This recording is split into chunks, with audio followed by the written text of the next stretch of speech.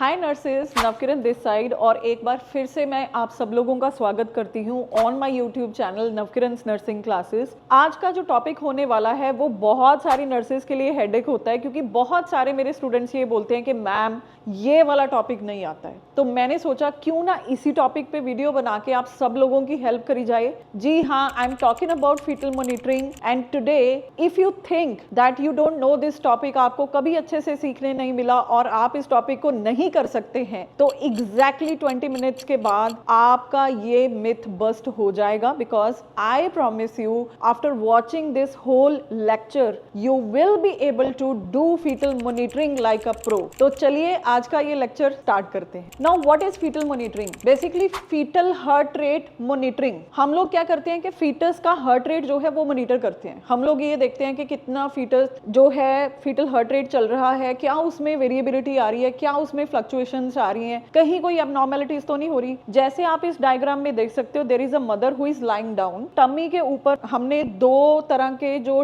मतलब टोको ट्रांसड्यूसर्स आप लगा लो कि हम लोगों ने दो डिवाइसेस जो हैं वो अटैच करी हुई हैं। तो एक टोको ट्रांसड्यूसर होता है that assesses the frequency, duration and intensity of contractions, क्योंकि इसने यूट्रस की मूवमेंट को ट्रैक करना है। और यूजुअली ये जो टोको ट्रांसड्यूसर होता है इसको हम लोग लगाते हैं over the fundus of the uterus. और जो दूसरी डिवाइस होती है उसको हम लोग बोलते हैं Doppler transducer. Basically Doppler ultrasound transducer जो होता है it is used to monitor the fetal heart rate. अब जो नॉर्मल फीटल हार्ट रेट होता है that is between 110 to 160 beats per minute. इससे पहले कि हम नेक्स्ट स्लाइड में जाएं, मैं आपको एक चीज बहुत ध्यान से बताना चाहती हूँ। प्लीज कभी भी आप ने फीटल हार्ट रेट मॉनिटर करना है तो उससे पहले आपको यूट्रस को पाल्पेट कर लेना होगा। इन मैन्योवर्स को हम लोग लियोपोल्ड मैन्योवर्स बोलते हैं। बेसिकली इसमें हम लोग क्या करते हैं, we just palpate the whole uterine cavity और इसमें कुछ ग्रिप्स होती हैं, जैसे कि फंडल ग्रिप, लेटरल ग्रिप, फिर हमारे पास पेल्विक ग्रिप होता है, पॉलिक ग्रिप होता है। जब हम लेटरल ग्रिप्स कर रहे होते हैं या फंडल ग्रिप कर रहे होते हैं उस टाइम पे हमें पता चलता है कि जो फीटस है उसका प्रेजेंटेशन क्या है, मतलब उसका प्रेजेंटिंग पार्ट क्या है। तो जो प्रेजेंटिंग पार्ट होता है वो या तो सिफेलिक प्रेजेंटेशन हो सकती है बच्चे की, या उसकी ब्रीच प्रेजेंटेशन हो सकती है। देखिए जब हेड नीचे की तरफ होता है, यानी कि जब भी नॉर्मल वेजाइनल डिलीवरी होगी तो वेजाइना से सबसे पहले हेड ही निकलेगा, इसको हम लोग सिफेलिक प्रेजेंटेशन बोलते हैं। जब सबसे पहले बच्चे के बटक्स जो है वो वेजाइना के थ्रू निकलेंगे उसको हम लोग ब्रीच प्रेजेंटेशन बोलते हैं। मतलब बच्चे का हेड अगर फंडस में हो यूट्रस के तो ब्रीच प्रेजेंटेशन होती है, अगर बच्चे का हेड मदर के पेल्विस में है तो उसको हम लोग सिफेलिक प्रेजेंटेशन बोलते हैं, राइट। और जो हमने ट्रांसड्यूसर लगाना होता है that should be between the shoulders of the fetus. तो हम लोगों को जब पाल्पेट करना है, लेटरल ग्रिप जब हम लोगों ने करके देखनी है, तो लेट अस सपोज कि मैं पाल्पेशन कर रही हूँ, मुझे लेफ्ट हैंड साइड पे जो है नोड्यूलर स्ट्रक्चर्स मिल रहे हैं, राइट। वो बच्चे के हाथ होंगे, पैर होंगे, लिम्स होंगे उनके, राइट। तो अगर मुझे एक साइड में नोड्यूलर स्ट्रक्चर्स मिल रही है तो that means that is the front side of the baby, जो सामने वाली साइड है। अगर मैं दूसरी साइड में पाल्पेट कर रही हूँ तो I should palpate the C shaped flat, मतलब राउंड सा सरफेस मुझे दिखेगा जो कि स्मूथ होगा, राइट। अगर मुझे एक साइड में राउंड और स्मूथ सरफेस जो है वो पाल्पेट हो रहा है तो that is the side where you have to put the transducer. लेकिन ये कैसे पता चलेगा कि सिफेलिक प्रेजेंटेशन है या ब्रीच है, क्योंकि मुझे तो ट्रांसड्यूसर वहां पे लगाना है जहां पे बेबी के शोल्डर्स होंगे, यानी कि हेड के पास। तो मैं क्या करूंगी, मैं फंडल ग्रिप कर रही हूँ। जैसे ही मैं फंडल ग्रिप करूंगी, अगर फंडस में मुझे हार्ड राउंड मास जो है वो फील होता है तो इसका मतलब बेबी का हेड जो है वो फंडस पे है, मतलब के ब्रीच प्रेजेंटेशन है। और अगर मुझे फंडस में सॉफ्ट पार्ट जो है वो फील होता है, कोई हार्ड राउंड मास फील नहीं हो रहा, और वैसे भी जब मैं पेल्विक या पॉलिक ग्रिप करती हूँ तो मुझे नीचे हार्ड राउंड मास फील हो रहा है, तो मुझे पता चल जाएगा कि ये सिफेलिक प्रेजेंटेशन है। ज्यादातर प्रेगनेंसीज में सिफेलिक प्रेजेंटेशन ही होती है। लेकिन अब सोचने की बात यह है कि अगर सिफेलिक प्रेजेंटेशन है तो ट्रांसड्यूसर कहां पे लगेगा, अम्बलाइकस से ऊपर के अम्बलाइकस के नीचे, मदर के अम्बलाइकस की बात कर रही हूँ। तो अगर सिफेलिक प्रेजेंटेशन है तो मदर की अम्बलाइकस से नीचे लगेगा हमारा ट्रांसड्यूसर, क्योंकि बच्चे का हेड मदर की अम्बलाइकस से नीचे है। ये एक बहुत सारे एंट्रेंस एग्जाम में आने वाला क्वेश्चन है, मैं इसलिए इसको क्लैरिफाई कर रही हूँ। वेयर एज जब ब्रीच प्रेजेंटेशन है बच्चे के बटक्स नीचे की तरफ है ना, और जो हेड है वो मदर की अम्बलाइकस से ऊपर है, तो यहाँ पे जो ट्रांसड्यूसर लगेगा वो मदर की अम्बलाइकस से ऊपर लगे। तो ये बहुत इंपॉर्टेंट पॉइंट्स हैं जो आपको पता होने चाहिए। तो चलिए नेक्स्ट स्लाइड पे चलते हैं। अब देखिए जो फीटल हार्ट रेट मॉनिटरिंग है उसको वैसे करना क्यों जरूरी होता है, क्योंकि जब मदर लेबर में होती है ना तो उस टाइम पे कुछ भी गड़बड़ हो सकता है कभी भी। जैसे कि हम लोग बहुत सारी कंडीशंस पढ़ते हैं, कभी कॉर्ड प्रोलैप्स हो गया, या कॉर्ड जो है वो प्रेजेंटिंग पार्ट और यूट्रस के बीच में कंप्रेस हो रही है जिसको कॉर्ड कंप्रेशन बोलते हैं, तो ऐसी ऐसी कंडीशंस की वजह से कई बार बेबी मेकोनियम पास कर सकता है, या स्ट्रेस में आ सकता है, या ऑक्सीजन डेफिशिएंसी, एसिडोसिस में जा सकता है। तो क्योंकि डॉक्टर्स जो होते हैं वो यूजुअली डेवलप्ड कंट्रीज में ऑन कॉल होते हैं, जो कंटिन्यूस मॉनिटरिंग कर रही होती है वो रजिस्टर्ड नर्स होती है, राइट। और यहाँ पे स्पेशलिटी नर्सेज भी होती हैं जो कि इसी चीज के लिए स्पेशलिस्ट होती हैं कि जब मदर लेबर में होती है तो उन्होंने कंटिन्यूसली फीटल मॉनिटरिंग करना होता है। The moment they will get any discrepancy from the normal, they have to inform the doctor and do the nursing interventions. तो वही चीज पे आज हम लोग फोकस करने वाले हैं। तो इसीलिए फीटल मॉनिटरिंग जरूरी होती है ताकि हम टाइमली एक्शन ले सकें और किसी भी फीटल मॉर्टेलिटी को प्रिवेंट कर सकें। तो दो तरह से आप लोग फीटल मॉनिटरिंग कर सकते हैं। Number 1 is external fetal monitoring, ये नर्सेज कर सकती हैं। जो एक्सटर्नल फीटल मॉनिटरिंग होती है इसमें हम लोग क्या करते हैं, एक तो ये नॉन इन्वेजिव है क्योंकि पर एब्डोमेन होगा, और it is performed with a टोको ट्रांसड्यूसर, मतलब दो तरह की डिवाइसेस लगती है मदर के एब्डोमेन पे। वन जो है वो लगेगी टोको ट्रांसड्यूसर जो कि फंडल एरिया ऑफ द यूट्रस पे लगेगी, और दूसरी जो डिवाइस होती है that is a Doppler ultrasonic transducer जो कि डिपेंड करता है अगर सिफेलिक प्रेजेंटेशन है तो मदर की अम्बिलिकस से नीचे प्लेस्ड होगा, लेफ्ट है राइट है वो डिपेंड करता है कि बच्चे की बैक किस तरफ है, और अगर ब्रीच प्रेजेंटेशन है तो मदर की अम्बिलिकस से ऊपर, अगेन लेफ्ट होगा राइट होगा, दैट अगेन डिपेंड्स बच्चे की बैक किस तरफ है। तो ये हो गया external fetal monitoring. Next is internal fetal monitoring. देखिए इंटरनल फीटल मॉनिटरिंग जो है ये तब करी जाती है जबकि बहुत कोई हमें लगता है कि कभी भी सिजेरियन सेक्शन की जरूरत पड़ सकती है, या अगर ऑब्स्टेट्रिशियन को ये लगता है कि उसको बहुत ही डिटेल्ड मिनट टू मिनट बहुत ही एक्यूरेट इंफॉर्मेशन चाहिए about the fetal like activity, right. तो उस केस में हम लोग इंटरनल फीटल मॉनिटरिंग कर सकते हैं। बेसिकली इसमें क्या करते हैं कि पर वेजाइनल जो ट्रांसड्यूसर होता है उसको इंसर्ट करते हैं, और जो बच्चे का प्रेजेंटिंग पार्ट होता है वहां पे हम लोग जो है इसको प्लेस करते हैं। इसको करने के लिए 2 to 3 सेंटीमीटर सर्विकल डायलिटेशन होना बहुत जरूरी होता है, और कई कई केसेस में ये कॉन्ट्राइंडिकेटेड भी होती है। जैसे इंटरनल फीटल मॉनिटरिंग जो होती है वो प्लेसेंटा प्रीविया के केस में आप नहीं कर सकते। इन एडिशन टू दिस अगर मदर HIV पॉजिटिव है या हेपेटाइटिस B पॉजिटिव है तो उन केसेस में भी इसको अवॉइड ही किया जाता है। वैसे जो एक्सटर्नल फीटल मॉनिटरिंग है वो हर एक केस में होगी। अगर मदर आपके पास डिलीवरी करवाने आई है तो हर एक हॉस्पिटल में एक्सटर्नल फीटल मॉनिटरिंग आपको मिल जाती है, प्रीनेटल पीरियड में भी और इंट्रानेटल में भी, ड्यूरिंग द लेबर भी। लेकिन जो इंटरनल वाली होगी वो आपको कभी कभी दिखेगी, जो मतलब काफी हाई स्पेशलिटी वाले हॉस्पिटल्स होते हैं उनमें आपको दिख जाएगी, राइट। तो basically there are few patterns in fetal heart rate. मैं आपको फिर से याद करवा दूं, नॉर्मल फीटल हार्ट रेट हम लोग याद रखेंगे 110 to 160 बीट्स पर मिनट के बीच में होता है। इनमें से कोई भी फ्लक्चुएशन होगी तो हम लोग बात करेंगे कि ऑल्टरेशंस क्या क्या आ रहे हैं। तो बेसिकली शुरू करते हैं हम लोग ब्रेडिकार्डिया और टेकिकार्डिया से, क्योंकि नॉर्मल फीटल हार्ट रेट होती है 110 से लेके 160 के बीच में। Now if it is less than 110 तो उसको हम लोग ब्रेडिकार्डिया बोलेंगे। लेकिन रुकिए, एक और चीज याद रखिए, 110 से नीचे है लेकिन वहां पे 10 मिनट्स के लिए स्टे कर रही है तब आप बोलेंगे कि ब्रेडिकार्डिया है, नॉट लेस देन 10 मिनट्स। मतलब अगर आपको एग्जाम में क्वेश्चन आता है और फीटल हार्ट रेट 110 से नीचे दी हुई है तो you will not take quick action कि ये ब्रेडिकार्डिया है, you have to see the strip as well. आपने देखना है कि वहां पे अगर ये 10 मिनट या उससे ज्यादा स्टे कर रही है तब मैं मानूंगी कि जो फीटस है वो ब्रेडिकार्डिया में जा रहा है और इसको इन्फॉर्म करना होता है इमीडिएटली। उसके बाद हमारे पास है tachycardia. Obviously tachycardia is when the fetal heart rate is more than 160 beats per minute, but again same criteria has to be followed, it should be there for 10 minutes और more, okay. अगर उससे ज्यादा वहां पे stay कर रही है only then you have to inform the doctor, not before that. तो देखिए आगे चल के देखते हैं कि हमें करना क्या है अगर ये पैटर्न आते हैं। तो नर्सिंग मैनेजमेंट देखिए, it's not only about tachycardia and bradycardia. किसी भी तरह का नॉन रीअश्योरिंग पैटर्न आता है ना तो नर्स को मदर की पोजीशन सबसे पहले चेंज करनी चाहिए। मैं आपको ये भी बता देना चाहती हूँ कि कभी भी आप फीटल हार्ट रेट मॉनिटरिंग कर रहे हो ना तो सुपाइन हाइपोटेंशन सिंड्रोम के बारे में बहुत ज्यादा आपको ध्यान रखना होगा, क्योंकि बेबी टर्म है और बेबी जो है वो इंफीरियर वेना केवा को कंप्रेस कर सकता है, जिसकी वजह से जो हार्ट को इनपुट है वो कम होता है तो आउटपुट भी डिक्रीज होता है और मदर जो है वो हाइपोटेंशन में जा सकती है। तो इट्स ऑलवेज बेटर कि स्लाइटली लेफ्ट लेटरल पोजीशन में हम लोग मदर को लिटाएं सो दैट जो बेबी है it should not compress the blood vessel. तो हम लोग एकदम से मदर की पोजीशन चेंज करते हैं तो कई बार उससे क्या होता है कि सुपाइन हाइपोटेंशन की वजह से बेबी को दिक्कत आ रही हो सकती है तो वो एकदम से फिर रिलीव हो जाती है। अगर उससे कुछ नहीं हो रहा है तो हम पल्स ऑक्सीमेट्री अटैच करेंगे, मदर को ऑक्सीजन जो है वो एडमिनिस्टर करनी होगी। वाइटल साइन मदर के देखने कंटिन्यूसली बहुत जरूरी है। अगर ये इंटरवेंशंस करने के बाद भी कुछ नहीं हो रहा you have to inform the doctor immediately. तो चलिए अगले पैटर्न्स जो है वो देखते हैं। नेक्स्ट जो है that is uterine activity. Yes, इससे पहले कि हम लोग कुछ नॉर्मल एबनॉर्मल थोड़ी ज्यादा कॉम्प्लिकेटेड बातें करें तो मैं थोड़ी सी इंट्रोडक्शन आपको यूट्राइन एक्टिविटी के बारे में में भी देना चाहती हूँ, क्योंकि जब हम ग्राफ नोट करेंगे ना एक्सेलरेशन डेसेलरेशन या किसी के लिए भी, तो we have to see the fetal activity according to the uterine activity. तो इस वीडियो में फर्दर जाने से पहले ये समझना बहुत जरूरी है कि नॉर्मल यूट्राइन एक्टिविटी क्या होती है और कैसे होती है। देखो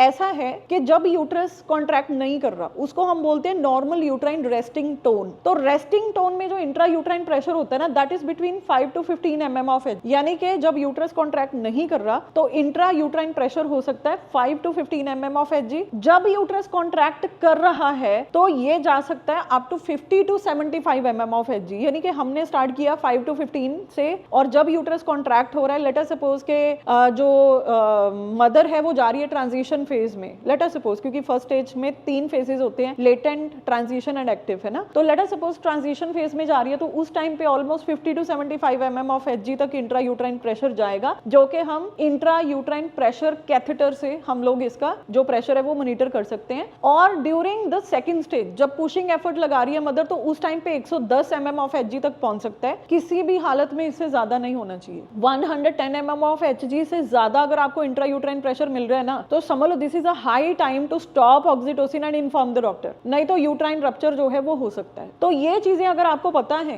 then you are a very very competent nurse in the clinicals. तो दोबारा से रिव्यू कर लेते हैं। 5 to 15 mm of Hg resting tone है, जब कॉन्ट्रैक्शन में जा रहा है तो इंट्रा यूट्राइन प्रेशर हो गया 50 to 75 mm of Hg. In any condition it should not be more than 110, जो कि जा सकता है during the pushing efforts of second stage of labour. और इन बिटवीन द कॉन्ट्रैक्शन जो यूट्रस है वो 60 सेकंड या उससे ज्यादा के लिए रिलैक्सेशन में भी जाना चाहिए, ठीक है। अगर आपको इतनी चीजें पता है ना, now we are ready to learn the fetal monitoring in a better way. तो नेक्स्ट है variability in the fetal heart rate. हमेशा एक चीज याद रखो, ऑल्दो ये हमेशा बोला जाता है कि नॉर्मल फीटल हार्ट रेट 110 से 160 बीट्स पर मिनट के बीच में हो सकता है। फीटल हार्ट रेट में कंटिन्यूअस फ्लक्चुएशंस आनी चाहिए, वेरिएबिलिटी दिखनी चाहिए। वेरिएबिलिटी का क्या मतलब है, जैसे लेट अस सपोज कि मैंने फीटल हार्ट मॉनिटरिंग करना चालू किया, तो जिस टाइम पे मैंने शुरू किया उस टाइम पे 120 बीट्स पर मिनट उसका हार्ट रेट आ रहा था, एंड आई एम एश्योर्ड कि ठीक है, लेकिन उसमें बार बार उतार और चढ़ाव आने चाहिए, यानी कि उसमें एक्सेलरेशंस और डेसेलरेशंस आनी चाहिए। अगर ये नहीं आ रही हैं फ्लक्चुएशंस, तो ये कोई रीएश्योरिंग साइन नहीं है। Absent variability is non reassuring sign and should be informed, okay. तो आगे चलने से पहले ये बात याद रख लेना कि फ्लक्चुएशंस आना फीटल हार्ट रेट में अच्छी बात होती है, लेकिन कुछ फ्लक्चुएशन अच्छी भी होती है, कुछ बुरी भी होती है, तो दोनों के बारे में हम लोग आज पढ़ेंगे। तो variability in the fetal heart rate में सबसे पहले फ्लक्चुएशंस जो होती हैं उनको वेरिएबिलिटी बोलते हैं। फ्लक्चुएशन का मतलब जहां से हमने बेसलाइन से शुरू किया वहां से fetal heart rate continuously change होती जा रही है। एब्सेंट और undetected variability is non reassuring sign, that I have already told you. Decrease variability क्यों हो सकती है, डिक्रीज वेरिएबिलिटी क्या होती है, जैसे लेट अस सपोज कि मैंने 120 पे शुरू किया, अब 120 से जब मैंने शुरू किया 15 बीट्स का मिनिमम इंक्रीज आना चाहिए और 15 सेकंड के लिए स्टे करना चाहिए, इसको हम लोग बोलते हैं फ्लक्चुएशन, ठीक है। और अगर आपको 20 मिनट्स के पीरियड में 2 या 2 से कम, मतलब 2 से कम मिलती है ना फ्लक्चुएशन, तो समझ लो हालात ठीक नहीं है, इसको बोलते हैं एब्सेंट वेरिएबिलिटी या डिक्रीज वेरिएबिलिटी। अब डिक्रीज वेरिएबिलिटी क्यों हो सकती है, या तो आपका फीटस जो है वो हाइपोक्सेमिया में जा रहा है। हाइपोक्सेमिया में क्यों जाएगा, कॉर्ड कंप्रेशन की वजह से, या एसिडोसिस में, अगेन रेस्पिरेटरी एसिडोसिस में जा रहा है बिकॉज ऑफ डिक्रीज ऑक्सीजन और सर्टेन मेडिकेशंस, आपने कुछ ऐसे सेडेटिव्स वगैरह मदर को दे दिए जिसकी वजह से फ्लक्चुएशंस आ ही नहीं रही और बेबी जो है वो सो गया है या स्लीप पीरियड में चला गया, तब भी डिक्रीज जो वेरिएबिलिटी है वो दिख सकती है। कई बार क्या होता है टेम्परेरी डिक्रीज इन वेरिएबिलिटी दिखती है क्योंकि फीटस जो है वो स्लीपिंग स्टेट में है, लेकिन that should not last more than 30 minutes. मैं आपको एक चीज बताती हूँ, एक हम टेस्ट करते हैं प्रीनेटल पीरियड में which is called as NST, उसकी मैं अलग से वीडियो डाल दूंगी, बट मैं आपको एक चीज बताना चाहती हूँ, ड्यूरिंग एनएसटी हम 20 मिनट्स का वेट करते हैं। अगर एब्सेंट वेरिएबिलिटी ना 20 मिनट्स तक हम लोग वेट करते हैं कि कुछ वेरिएबिलिटी तो आएगी, लेकिन अगर 20 मिनट्स तक भी वेरिएबिलिटी नहीं आ रही है देन हम मदर को पोजीशन चेंज करते हैं। अगर उससे भी वेरिएबिलिटी नहीं आती तो हम मदर को चलने फिरने के लिए भेजते हैं, ठीक है। तो मदर चलती फिरती है, थोड़ा पोजीशन चेंज होता है तो फीटस जाग सकता है, उठ सकता है नींद से। लेकिन अगर तब भी कुछ नहीं होता ना, तो हम लोग इस कंट्री में, मैं कनाडा की बात कर रही हूँ, हम लोग ठंडा जूस देते हैं मदर को पीने के लिए, कोल्ड जूस। उससे क्या होता है कि जो फीटस होता है वो एकदम से उठ जाता है ठंडे जूस की वजह से। तो अगर इन इंटरवेंशंस के बाद भी आपको वेरिएबिलिटी नहीं दिख रही ना, तो फिर हम फर्दर मदर को कॉन्ट्रैक्शन टेस्ट के लिए बुलाते हैं, कॉन्ट्रैक्शन टेस्ट, जो कि अगर एनएसटी नॉन रीश्योरिंग आती है तो हम उसके लिए मदर को भेजते हैं, ओके। तो यहाँ पे सिमिलरली हम लोगों ने जब वेरिएबिलिटी चेक करनी है ना, तो 30 मिनट्स का वेट हमने करा कि फीटस को जाग जाना चाहिए। अगर 30 मिनट्स के बाद भी अभी वेरिएबिलिटी नहीं आ रही, then you should inform the doctor. अब हम सबसे पहली वेरिएबिलिटी पढ़ने वाले हैं, दैट इज एक्सेलरेशंस। अपने एग्जाम में एक बात याद रखना, accelerations are always the reassuring sign ना। अब एक्सेलरेशंस होती क्या है? Acceleration brief temporary increase in the fetal heart rate of at least 15 beats per minute more than baseline and lasting at least 15 seconds. अगर आपने बेसलाइन से शुरू किया 120 बीट से और थोड़ी देर के बाद उसका जो फीटल हार्ट रेट है वो 140 तक जा रहा है, तो 20 का इंक्रीज आ रहा है और वहां पे एटलीस्ट 15 सेकंड के लिए स्टे कर रहा है। और जो एक बॉक्स होता है ना इसका ग्राफ का, आगे चल के मैं आपको दिखाऊंगी डायग्राम, वो 10 सेकंड को रिप्रेजेंट करता है। तो मिनिमम 15 सेकंड के लिए तो जो फीटल वेरिएबिलिटी है वो रहनी चाहिए, मतलब जो एक्सेलरेशन है उसका ग्राफ ऊपर रहना चाहिए फॉर मिनिमम 15 सेकंड्स और 15 बीट इंक्रीज हो रहा है फ्रॉम द बेसलाइन। इसको आप बोलते हो acceleration and this is a reassuring sign. ये गुड साइन है। तो बेसिकली रीअश्योरिंग है एंड फीटल मूवमेंट के साथ हो सकता है, मे बी नॉन पीरियोडिक और पीरियोडिक। अब यहाँ पे भी मैं एक चीज आपको बताना चाहती हूँ, आपके एग्जाम में ये चीज आ सकती है कि ये वाली वेरिएबिलिटी पीरियोडिक है, ये वाली वेरिएबिलिटी नॉन पीरियोडिक है। अब इसका क्या मतलब होता है? देखिए, पीरियोडिक वेरिएबिलिटी का मतलब होता है जब fetal heart rate uterine contraction के साथ चेंज हो रही है, फिर वो चाहे इंक्रीज हो रही है डिक्रीज हो रही है। अगर जैसे यूट्राइन कॉन्ट्रैक्शन आ रही है ग्राफ पे, वैसे ही फीटल हार्ट रेट में भी चेंज आ रहा है। तो if the fetal heart rate change is a mirror image of uterine activity, तो उसको हम लोग बोलते हैं पीरियोडिक चेंज। और अगर यूट्राइन कॉन्ट्रैक्शन के साथ इसका फीटल हार्ट रेट चेंज का कुछ लेना देना नहीं है, मतलब यूट्रस रिलैक्स कर रहा है तब फीटल हार्ट रेट चेंज हो रही है या चेंज हो ही नहीं रही यूट्रस की मूवमेंट के साथ, तो उसको हम लोग बोलेंगे नॉन पीरियोडिक। अब जो नॉन पीरियोडिक फ्लक्चुएशंस होती हैं, they are not the mirror image of uterine contractions. Okay, तो ये आपको पता होना चाहिए कि पीरियोडिक और नॉन पीरियोडिक में क्या डिफरेंस है। तो जो एक्सेलरेशंस है ना भाई, वो पीरियोडिक भी हो सकती है, नॉन पीरियोडिक भी हो सकती है, कुछ भी हो, ये रीअश्योरिंग ही होती है। तो ये यूट्राइन कॉन्ट्रैक्शंस के साथ हो सकती है, मे बी जब ऑब्स्टेट्रिशियन विजाइनल एग्जामिनेशन कर रहे हैं तब ये हो सकती हैं, या थोड़ी सी कॉर्ड कंप्रेशन के साथ भी हो सकती हैं। बट यूजुअली इसमें अगर आपको क्वेश्चन आता है ना पेपर में कि एक्सेलरेशंस में है मदर, एज अ नर्स आप क्या करोगे, तो आप कुछ नहीं करना, you have to keep on monitoring the mother and the baby. बस healthy progression of the labour हो रहा है, सही जा रहा है सब कुछ नहीं करना, you have to keep on monitoring. अगर उसके बाद में कुछ और आता है गलत वाला तो इन्फॉर्म करना, but acceleration is a good sign. तो चलिए डायग्राम में देखते हैं एक्सेलरेशन कैसी दिखती। तो ये देखिए, ये है एक्सेलरेशन की डायग्राम। क्योंकि मैं आपको फर्स्ट डायग्राम शो कर रही हूँ तो मैं पहले आपको समझाऊंगी कि ये ग्राफ में कौन सी चीज क्या डिपेक्ट कर रही है। तो सबसे पहले जो नीचे वाला एरिया आपको दिखाई दे रहा है ना, this area that you are seeing on the lower side, ये area uterine intra uterine pressure को रिप्रेजेंट कर रहा है। अब आप देखिए यहाँ पे reading 0, 25, 50, 75, 100, so this is representing the pressure of the uterus in mm of Hg। और ये जो ऊपर वाला एरिया आपको दिखाई दे रहा है, इसमें फीटल हार्ट रेट लिखा हुआ है। ये देखिए 30, 60, 90, 120, 150, 80, 210, 240, ये है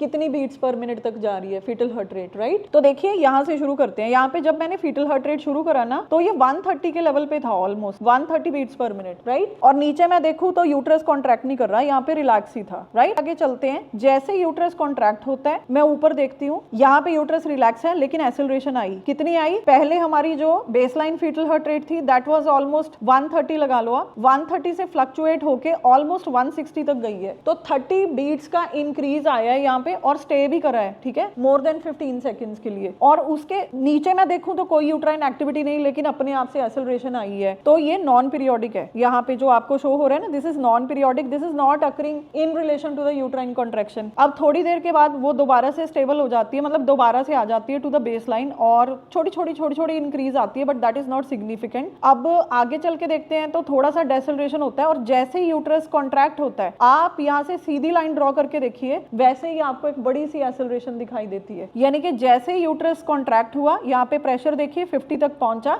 और ऊपर देखिए हमारी जो एक्सेलरेशन है वो कहां से कहां गई, ऑलमोस्ट आप लगा लो कि 120 को टच करके ये वापस कहां पहुंची है, 150 तक पहुंच गई है। तो और ये काफी लंबे समय तक स्टे कर रही है, कितने समय तक? जितने समय तक यूट्राइन कॉन्ट्रैक्शन हो रही है। तो ये एक स्ट्रिप में आपको दोनों चीजें देखने मिली है ना, ये नॉन पीरियोडिक है, it does not have any relationship with the uterine contraction, hence non periodic. और ये वाली जो एक्सेलरेशन है, this is periodic because it is increasing because of the uterine contraction. तो इसका मतलब ये हुआ कि एक्सेलरेशन नॉन पीरियोडिक और पीरियोडिक दोनों हो सकती है, और ये कुछ भी हो, रीअश्योरिंग साइन ही होता है। फिर हमारे पास आती है डेसेलरेशंस। अब डेसेलरेशंस का मतलब क्या होता है? डेसेलरेशन का मतलब है कि जो baseline fetal heart rate monitoring आपने शुरू करी ना, वहां से नीचे जा रहा है लेवल। जैसे मैंने 130 बीट्स पर मिनट से शुरू करा, तो जो फीटल हार्ट रेट है वो नीचे की तरफ जाएगा, यानी कि it could go up to 110, it could go up to 100 as well, है ना। तो जब भी नीचे जा रहा है उसको हम लोग डेसेलरेशन बोलेंगे। जैसे हम एसेलरेशन में एक काउंटिंग के 15 बीट से ऊपर जाएगा और 15 सेकंड स्टे करेगा, डेसेलरेशन में ऐसा कुछ नहीं होता। डेसेलरेशन में कितना भी नीचे जा सकता है। अब जो decrease in the fetal heart rate below the baseline at the lowest point of the deceleration usually remain greater than 100 beats per minute. अब मैंने बोला कि जो बेसलाइन फीटल हार्ट रेट होती है ना, वहां से कितना भी नीचे जा सकता है, लेकिन फिर भी ये ध्यान रखना है कि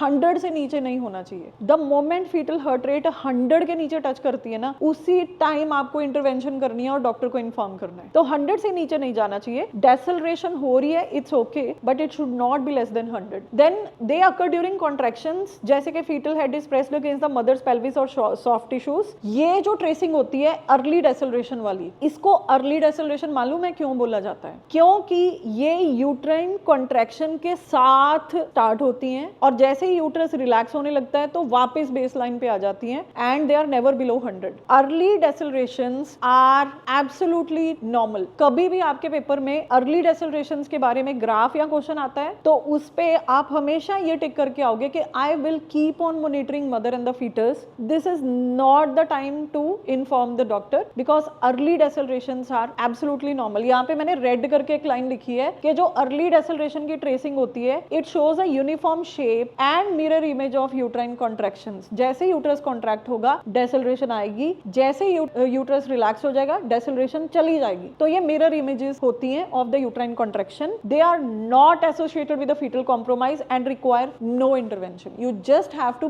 keep on monitoring the mother and the baby. चलिए डायग्राम में समझते हैं। तो ये है हमारे पास अर्ली डेसेलरेशन। आप यहाँ पे ध्यान से देखिए, यहाँ से हम लोग शुरू कर लेते हैं ना। हम लोगों ने जब बेसलाइन फीटल हार्ट रेट शुरू किया तो वो ऑलमोस्ट 150 पे स्टार्ट हो रहा था, है ना, 150 बीट्स पर मिनट, और इधर यूट्रस नीचे रिलैक्स ही चल रहा है। जैसे यूट्रस की कॉन्ट्रैक्शन आती है एकदम से, इधर आप ध्यान कीजिए, जैसे यूट्रस की कॉन्ट्रैक्शन आ रही है, एक लाइन ड्रॉ करके देखिए, वैसे ही हमारा फीटल हार्ट रेट जो है वो नीचे जा रहा है। लेकिन जो जितना नीचे जा रहा है, इसकी अगर मैं यहाँ पे लाइन ड्रॉ करती हूँ तो इट इज स्टिल एट 130, मतलब ये 100 को टच नहीं कर रहा। जैसे यूट्रस कॉन्ट्रैक्ट कर रहा है वैसे ही हमारी डेसेलरेशन आ रही है। जैसे यूट्रस दोबारा रिलैक्सेशन में जाता है तो हमारी हार्ट रेट जो है वापस बेसलाइन की तरफ आती है और फिर यूनिफॉर्म वैसे ही चलती है जैसे कि हमारा यूट्रस रिलैक्स है। अब यहाँ पे छोटी सी कॉन्ट्रैक्शन आई और यहाँ पे आपको छोटी सी डिप दिखाई दे रही है। अगेन यहाँ पे बड़ी सी कॉन्ट्रैक्शन आती है और उसके साथ एक बड़ा सा डिप दिखाई देता है, लेकिन फिर भी अगर आप एक लाइन ड्रॉ करेंगे तो इट इज अबव 120। ये किसी भी हालात में 100 को टच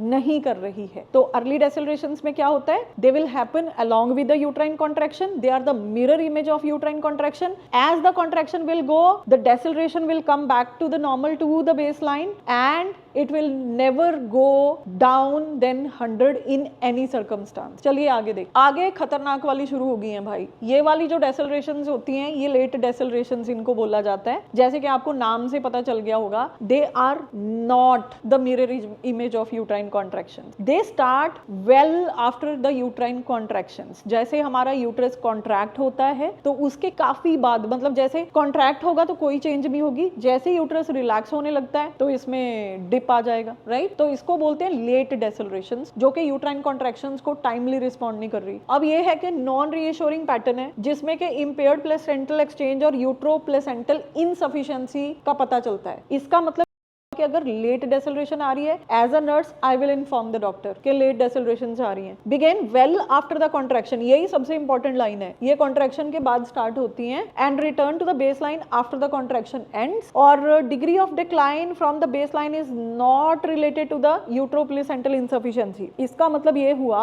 अगर लेट डेसेलरेशन आ रही है तो मैं खड़ी होकर ये वेट नहीं करूंगी कि 100 से नीचे जाएं तो मुझे तब डॉक्टर को इन्फॉर्म करना है। अगर लेट डेसेलरेशन आ रही है, डजंट मैटर वो 100 के नीचे जा रही है नहीं जा रही, if it is late it has to be informed immediately, क्योंकि अगर आप लेट डेसेलरेशंस को इमीडिएटली इन्फॉर्म नहीं करते हैं, they could get converted into variable decelerations, जो कि बहुत ही खतरनाक होती हैं, राइट। तो यहाँ पे they are not a mirror image of uterine contractions. तो मैं आपको डायग्राम दिखा के समझाती हूँ, उसको देख के ज्यादा समझ आएगा। तो ये देखिए, ये है late decelerations, these are not the mirror image of uterine contractions. यहाँ पे आप ध्यान से देखिए, यहाँ पे यूट्रस रिलैक्स रिलैक्स हो रहा है और ऊपर देखिए डेसेलरेशन आ रही है। हमने बेस लाइन से स्टार्ट किया, यहाँ पे फीटल हार्ट रेट डिप कर रही है लेकिन यूट्रस तो रिलैक्स है, और जैसे यूट्रस कॉन्ट्रैक्ट हुआ ये बेस लाइन की तरफ चली गई, और जैसे यूट्रस रिलैक्स हो रहा है तो फिर से डिप आ रहा है। मतलब जहां जहां पे हमारा यूट्रस रिलैक्स है वहां वहां पे हमें डिपिंग दिखाई दे रही है, और जहां जो है वो कॉन्ट्रैक्ट हो रहा है वहां पे यूजुअली हमें बेस लाइन दिखाई दे रही है। तो जब भी कोई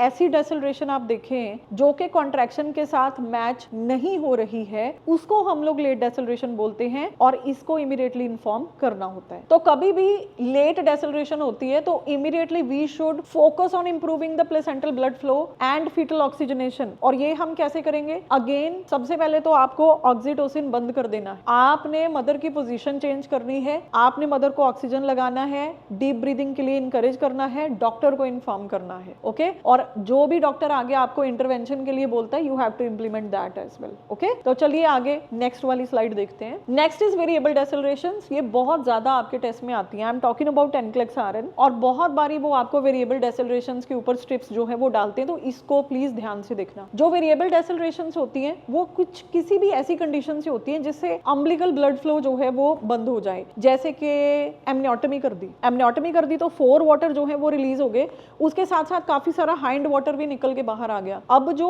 हाइंड वाटर होता है this should remain in the uterus, क्योंकि अगर वाटर रहेगा यूट्रस में, एमनियोटिक फ्लूइड रहेगा यूट्रस में, तभी तो कॉर्ड कंप्रेशन प्रिवेंट हो सकती है ना, because if there is a water between the presenting part uterus, इसीलिए कॉर्ड जो है वो कंप्रेस नहीं होगी। लेकिन if there is no amniotic fluid तो क्या होगा? जो प्रेजेंटिंग पार्ट है, if this is the cord, let us suppose ये यूट्रस है, ये कॉर्ड है और ये फीटल प्रेजेंटिंग पार्ट है, अगर बीच में वाटर नहीं होगा तो फीटस और यूट्रस दोनों ही कॉर्ड को कंप्रेस कर देंगे ड्यूरिंग द कॉन्ट्रैक्शन। और क्योंकि हमें पता है कि जो अम्बिलिकल कॉर्ड है that is a kind of oxygen pipe for the baby, और अगर वो कंप्रेस हुई तो हाइपोक्सिया में बेबी जाएगा, और उसी टाइम पे फिर हमारे पास वेरिएबल डेसेलरेशंस आती हैं। तो वेरिएबल डेसेलरेशंस बाय इमरजेंसी होती हैं, ठीक है। They do not have the uniform appearance of early and late deceleration, मतलब ये डेसेलरेशन होंगी आपको पता नहीं चलेगा अर्ली है कि लेट है। कुछ डेसेलरेशन जो है वो यूट्राइन कॉन्ट्रैक्शन के साथ आ रही होंगी, कुछ जो है वो यूट्राइन कॉन्ट्रैक्शन के बिना आ रही होंगी, तो आपको पता चल जाएगा कि दोनों तरह की डेसेलरेशन दिख रही हैं, तो ये वेरिएबल डेसेलरेशंस है, right. Then these fall and rise abruptly with the onset and relief of cord compression. जो कॉर्ड कंप्रेस कभी भी हो सकती है, यूट्राइन कॉन्ट्रैक्शन के साथ, उसके बिना भी, कभी भी, इसीलिए वेरिएबल डेसेलरेशंस आती है। और they may also be non periodic occurring at time unrelated to contraction. ये तब सबसे ज्यादा सिग्निफिकेंट होती है जब fetal heart rate will be less than 70 beats per minute और वहां पे 60 सेकंड्स के लिए स्टे कर रहा है। अब कॉर्ड प्रोलैप्स या कॉर्ड कंप्रेशन जैसी कंडीशन में ऐसा ही होता है, 70 बीट्स पर मिनट से नीचे। अब अगेन मैं आपको रिमाइंड कराती हूँ, नॉर्मल फीटल हार्ट रेट 110 से 160 के बीच में है, और यहाँ पे भाई साहब 70 बीट्स पर मिनट से नीचे चला गया और वहां पे स्टे कर रहा है 60 मिनट्स के लिए। तो ये तो बहुत ही मतलब गलत बात है, ठीक है। इसका मतलब सीवियर हाइपोक्सिया में जा रहा है बेबी, जल्दी एक्शन लेना पड़ेगा। It could be caesarean section, right, नहीं तो बेबी को नहीं बचा पाओगे। हाँ जी, अगली स्लाइड जी। तो these are the variable decelerations, as if you can see काफी बड़ी डिपिंग है। ये देखिए, ये आप देख रहे हैं ना, 30, 60, 90, 120, 150 ये फीटल हार्ट रेट है। और कभी यूट्रस जब कॉन्ट्रैक्ट कर रहा है तो कोई बेसलाइन फीटल हार्ट रेट में चेंज ही नहीं है, और कभी जब यूट्रस रिलैक्स कर रहा है तब आपके पास डिपिंग आ रही है, राइट। तो कभी जब कॉन्ट्रैक्ट कर रहा है तब डिपिंग आ रही है। तो ये वेरिएबल है, नॉन पीरियोडिक है, पीरियोडिक भी है। तो दोनों तरह का मिक्स, आपको कोई पैटर्न पर्टिकुलरली नहीं दिखाई दे रहा जो अर्ली और लेट में हमें दिखाई दिया था। अब इसमें फीटल हार्ट रेट देखो कहां तक जा रहा है, 60 के भी नीचे चला गया, 50 को टच हो गया, और कितनी देर तक वहां पे स्टे कर रहा है? बहुत देर तक स्टे कर रहा है, और इधर तो डिपिंग और भी ज्यादा देर तक स्टे कर रही है, ठीक है। तो ये होती है वेरिएबल डेसेलरेशंस, और कभी भी वेरिएबल डेसेलरेशंस आती हैं we need to inform immediately. चलिए नर्सिंग इंटरवेंशन देखते हैं। वेरिएबल डेसेलरेशन कभी भी होती है, सबसे पहले ऑक्सीटोसिन डिसकंटिन्यू कर दो, क्योंकि जितना ज्यादा यूट्रस जोर से कॉन्ट्रैक्ट करेगा उतना ज्यादा कॉर्ड कंप्रेशन होगा। तो discontinue oxytocin, change the position of the mother, very important. Oxygen लगाओ, मदर के वाइटल साइंस जो है वो चेक करो, डॉक्टर को इन्फॉर्म करो, डॉक्टर आएगा, क्योंकि मैंने पहले आपको बताया कि कई बार हाइंड वाटर के निकल जाने की वजह से कॉर्ड जो है वो नीचे की तरफ आके कंप्रेस हो रही है। तो इस केस में एक प्रोसीजर कर सकता है doctor, which is called as amino infusion. Basically amino infusion का मतलब क्या होता है? वार्म सेलाइन की बोतल लेते हैं, आईवी लाइन के साथ कनेक्ट करते हैं, सीधा यूट्रस में डालते हैं और छोड़ देते हैं। तो जो एनएस है वो एमनियोटिक फ्लूइड की तरह काम करेगा टेम्परेरीली, और कॉर्ड कंप्रेशन को प्रिवेंट करेगा जब तक कि हम लोग सिजेरियन सेक्शन की तैयारी नहीं कर लेते, ठीक है। तो इसको बोलते हैं amino infusion. A nurse should also assist the doctor in amino infusion because it is done by the obstetrician. We nurses has to assist that. तो non reassuring fetal heart rate pattern कौन से होते हैं, मतलब अगर आपके exam में आता है कि किन किन कंडीशंस में आपको डॉक्टर को इन्फॉर्म करना है, तो सबसे पहले है ब्रेडिकार्डिया, 110 से नीचे 10 मिनट तक स्टे कर रहा है, टेकिकार्डिया 160 के ऊपर 10 मिनट तक स्टे कर रहा है, late decelerations, not the mirror image of uterine contraction, prolonged deceleration, बहुत ज्यादा देर तक रुक रही है, 60 सेकंड से ज्यादा तक रुक रही है decelerations, hypertonic uterine activity, pressure more than 110 mm of Hg, decrease और एब्सेंट वेरिएबिलिटी, कोई वेरिएबिलिटी नहीं मिल रही within the 30 minutes of period, 2 और less than 2, then variable deceleration falling to less than 70 beats per minute for longer than 60 seconds. तो nurses इन सारी conditions में हम लोगों को क्या करना है, ये तो पता चल गया कि ये नॉन रीअश्योरिंग है ना। तो अब देखते हैं मैनेजमेंट क्या करनी है। आपने सबसे पहले कॉज को आइडेंटिफाई करना है, कॉर्ड कॉम्प्रेशन है, मदर की पोजीशन में गड़बड़ है, मदर को ऑक्सीजन की डेफिशिएंसी हो रही है या कॉर्ड प्रोलैप्स हो चुका है, पहले ये मेक श्योर करो। देन ऑक्सीटोसिन इमीडिएटली डिसकंटिन्यू कर दो, क्योंकि जितनी जोर से कॉन्ट्रैक्शन होगा उतना ही ज्यादा प्रॉब्लम क्रिएट होगा। मदर की पोजीशन चेंज करो, that is very important. Oxygen via face mask 8 to 10 litre पर minute and IV fluid without oxytocin. IV fluid देने बहुत जरूरी है क्योंकि मदर एग्जॉस्ट हो चुकी है, ओके, और इसकी वजह से बेबी की ऑक्सीजनेशन में भी फर्क पड़ सकता है अगर मदर की हाइड्रेशन प्रॉपर नहीं होगी, तो उस वजह से हम लोग फ्लूइड देते हैं। और इसके साथ साथ हम लोग कंटिन्यूस इलेक्ट्रॉनिक फीटल मॉनिटरिंग करते रहेंगे और एक कॉम्पिटेंट नर्स जिसने नवकिरण का लेक्चर आज का अटेंड किया है वो इमीडिएटली बताएगी कि कहाँ पे प्रॉब्लम है और कहाँ पे इन्फॉर्म करना है। देन अगर नेसेसरी है, जैसे कि कॉर्ड